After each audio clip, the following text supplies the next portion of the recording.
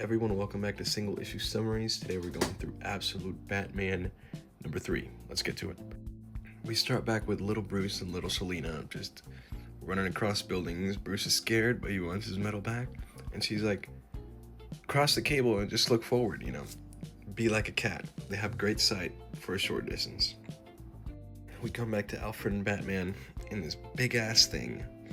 And Alfred's like, for 40 years I've created a shadow. Nobody knows who I am, and now I'm driving down Broadway in a bat-themed dump truck. And he's like, hey, are you crazy, actually?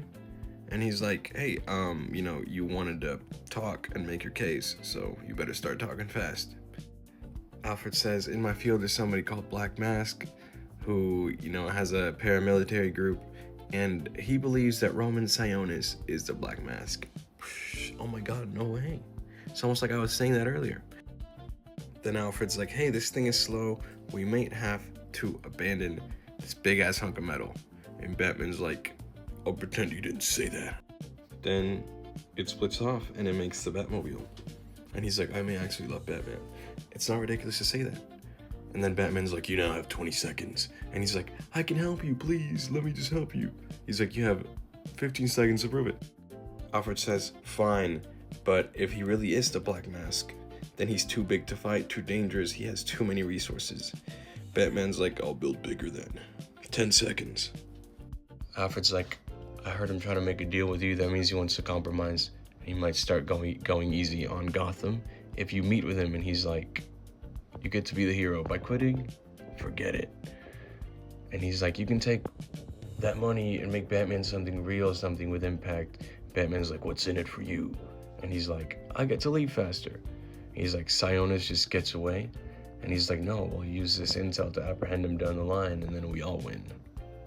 I don't know. Alfred says the sirens are getting louder, but he stopped counting, so that means he's actually listening, thank God. And then Commissioner Bullock's like, exit the vehicle now. We got you surrounded. And he's like, we make a decent team, kid. Tell me you have something to get us out of here. And he's like, the lever in front of you.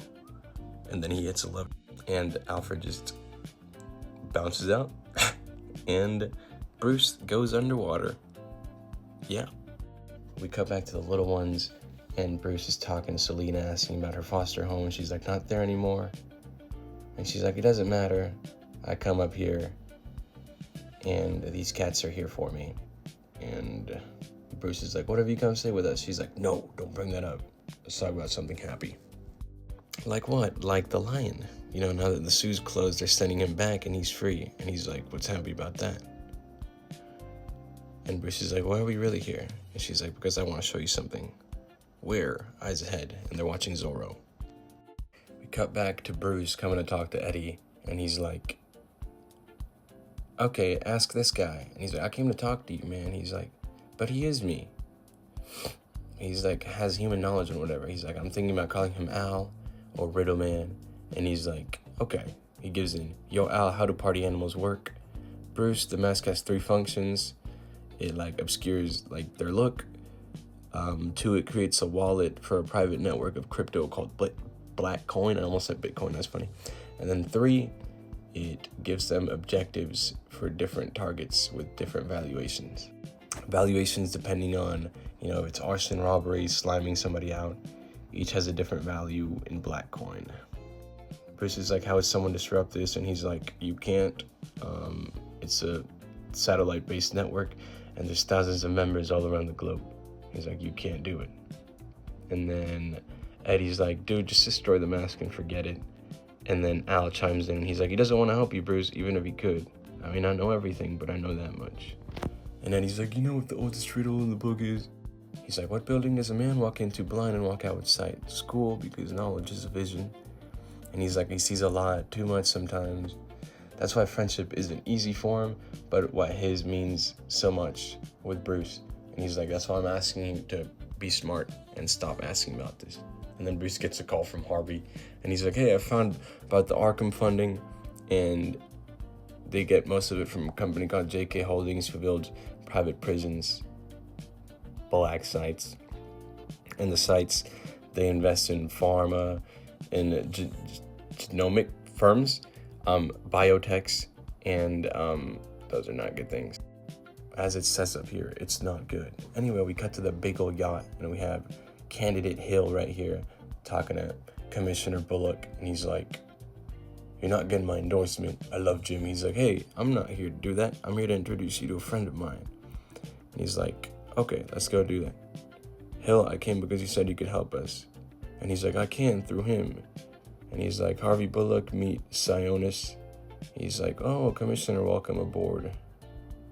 He's like, "What's with the mask?" "Oh, for anonymity. I have a lot of enemies in my line of work." And he's like, "What is that?" And he's like, "I'm a professional pacifist. By pacifist, I mean I help bring peace to troubled areas.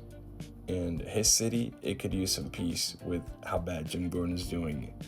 Some very bad people tearing Gotham apart. Yeah." And he's like, "I'm not here to talk shit on Jimmy." And he's like, "Okay, I get it. Like, y'all are homies. But the fact is, the party animals are doing horrible things to Gotham." And he's like, "No argument here. Between them and Batman, you have to get things under control before war starts." He's like, "Bingo.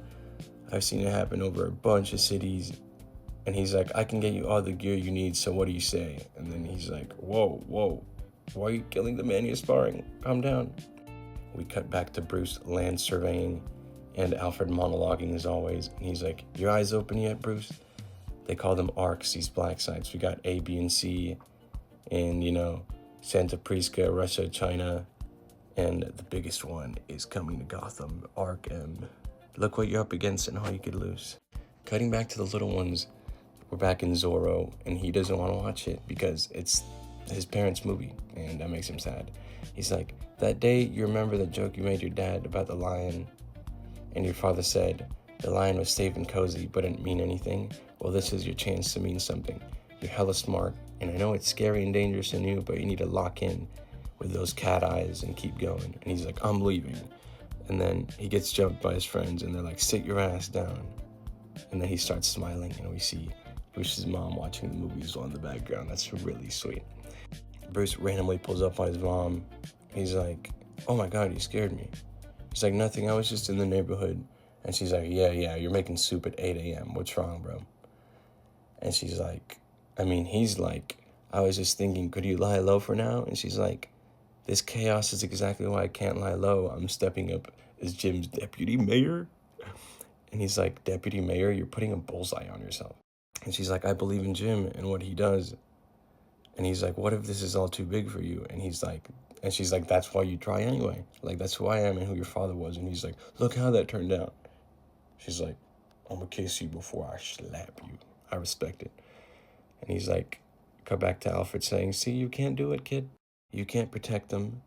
And we cut to Alfred saying that while staring at his daughter from far away. He's like, "The only thing you can do to keep them safe," he says, "and that's accepting it."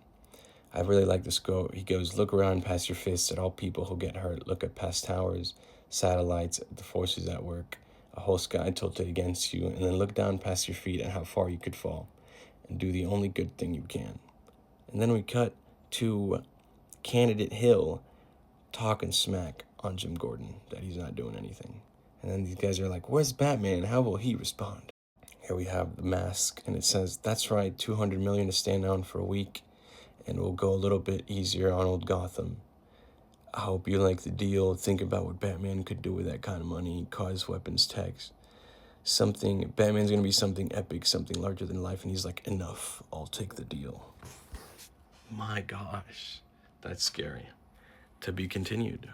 Thank you guys for listening along, and I'll see you on the next one.